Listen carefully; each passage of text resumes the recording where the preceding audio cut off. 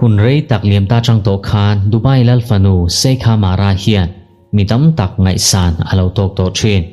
นิมาเซลาเฟรนส์มอนตานาเนนอันินหัวนัวเองกิมอดังลำตาตัวนาชวนเมเซียลอาจุไลเตมูอันิยะกงมูมันเลวตักอาโจตานีนาลังตินตุนไนเดวคานอาปัสลมิงซูตาตูอาตักษาอาชุดปีระอามาเลวเชโตเชนตูเตซูอาชงขบไหมดินเฮบากาเฮียน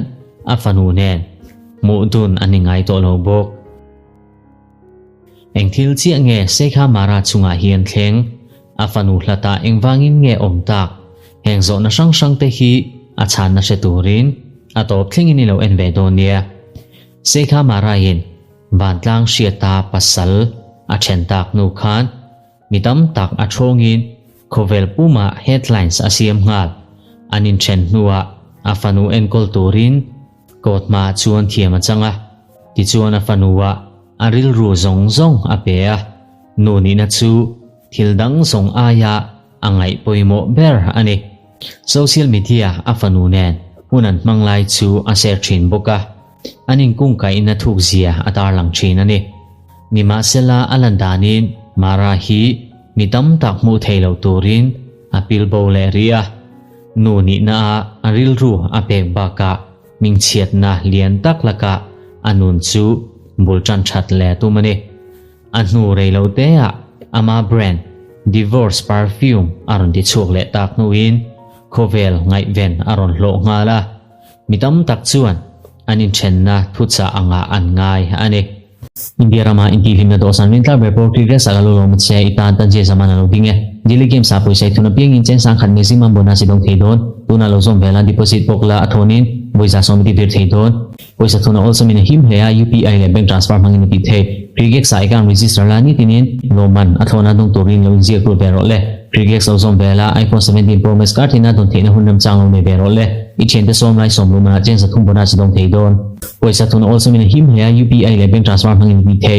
comment section la link da hi click la cricket singkong lo zo bero le idea hian fak a hloin hlotlin na ro pui tak aron chang chho pha bok nima sela dubai lal fanu hian anuna romantic lampang zongin bung thar akai thuayang ti mi tu man an ring phalo islamic dan chuan nupa anin thenin meichia chu thlathum chung tal bial padang ane le main ain ser tur ani nima sela October kumsan hi somni paliya anin chena changa thlani na mara hi rapper Friends Montana bula wantlang ma chuan ainlan der to mitam takin anin kung kaina chungchanga rindan sang an nei ngal wantlang ma anin lan masak ber chu Greek restaurant Namos Dubaya aniya heta hian zanjia an eidun ani hunlim takpo an mangdun bok mara hian Friends Montana hi thalera intilim na sang te amel shiatira kamela chuan baka tlaini tlatur te athliam duibok nitam vaklo aliam nuwa fashion factor eventa antel lea injeina rong in ang veve chu anin belani tlarma bera chuin nuam antidun le social media hun anman na hi rang takina virala anin kara khila nge ti rinalian tak anei ti chuan kartam vaklo aliam nuwa rapper le lalfanu hi social media anin unfollow zui boka chen khat chuan in thup antumna an ngai ani thatam tak chung van tang ma anin lan lova anin ngai zong tak lawani ang ti yin mitam takin an soya ni masela june kumsan hi somni panga meu chuan engkim adang lamta Paris Fashion Week an panhi hian paparazzi ten thla an laksaka anin kaya anin ngaina ti chu hairul anilo chumini vek chuan Paris Lovers Bridge lar tak mai chu an tho dun le boka heta hian anin mangai na chu tala mang chuan an kalfelta anin mangai ni ti chu thup an tum to lo ani Paris nuwa anin ngai zong ani ti chu alang sa zual tula Miami ya mudun anilea vaw kamate kalin nisa anin hema hunlim tak an mangdun bok hemi nu hian Disneyland an kal le a thala le in a viral zui le bok aning kung kai na chuan June kumsan hi somni panga khan bung thar akai ta a Sekha Marayin anin hualti Instagram post asiam kaltangin Friends Montana chuan zungbun Emerald Cut Diamond mangin a proposa aman po hi ato khop mai dollar makta doi khat le nuai khat man dai ane fans tam takte chuan Sekha Marayin apasal a thento nuwa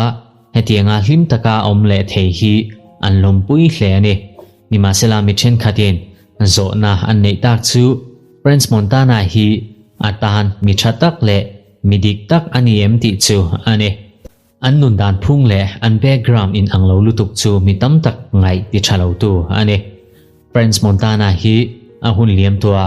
ming chiat na lian tak tak lo nei to ania hetianga lal fanu ne na anin kopta ka wang hian mi tam tak chu anin koprei an ring lo bok tin tun nai do lok khan an pani hian Morocco an to a Marayin Mezial azulai chun muwa anung chang hian mi tam tak a thong khop mai a chan chu a ma alo nun to dan le an ram nam dan sang sang tenen ain person tak em wangani emi nu chang hian lal fanu hi party na le hun poimo tak taka atel lai te mu thin ani ta fo maya lal fanu te nun dan phung lo ang takin anung chho ta ni abana ta tu mu ania apasal hual ning a chut kai tir ani tun naya report on dan chuan apa Dubai Royal tu chuan afanu khosak dana hian athin rim hle ni hin an reporta tin apasal hual po hi adu lo view ni na lang boka report chu akopui thatak ani aring lo ani tin helo po hi mitam tak chong le tu chu Sekha Mara hian a Instagram account ning athak le boka he hian zo na tam tak siam le a lal chung ko ni na chang hian kalsan in lak san atum ta em ne ti hin mitam tak in zo na ne ne heng zong zong aya mitam takin an ngai ven le mak an ti zok chu afanu hlata aum chhota hi ani apasal hual nen anin hual no tang phei kha chuan US Europe le Morocco wa an hun tam zok an mang to a nima sela Dubai ya mu tur aum to ngai lo afanu chen na mun zok taka hian aum to ngai vak lo ani afanu chu apabula lal ina achenga Sheikh Manan video a share thin chu voitam tak a viral to bok afanu ne na anin film lai le anin ko lai te chu mitam takin an muwa hei hian Dubai lal chung kwa followers te ril ru a khoi le boka Emirates lal fanu mitam takin andu ani chome ta ni zo na lian tak aum boka Sekha Mara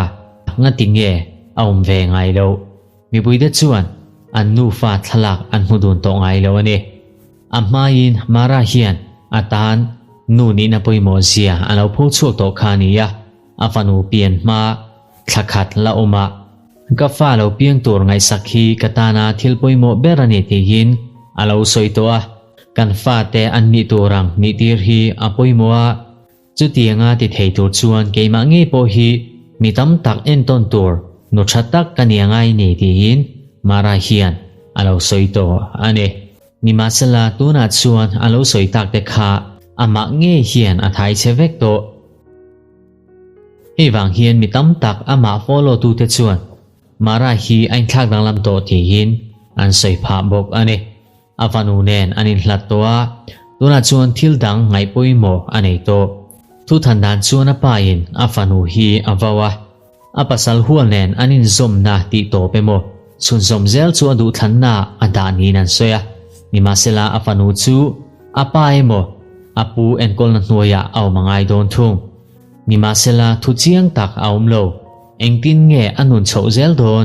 engma hriat ani lo bok amaro chu media lam heroin anin nei nge an be sei thunga anin nei ani vai chuan thil thleng ngai lo ani dona Dubai lal fanu le international rap star chu hetianga in nei hi hriat tur an la ngai lo mai theini apasal masa nen anin nei khan dollar makta duai som nga an senga in nei ta selang chon tuna po hian sum tam tham tak an sen le nge ya be sei ombok ani ole Dubai lalfanu le Prince Montana hi innei ta sela anin nei thatak tak iring vem nge Prince Montana hian anun hi ati che sak vek zoke ni ring comment section lama ingai dan dik tak ni lo shetir ve do nia tuntumatan chuan khati zong khani e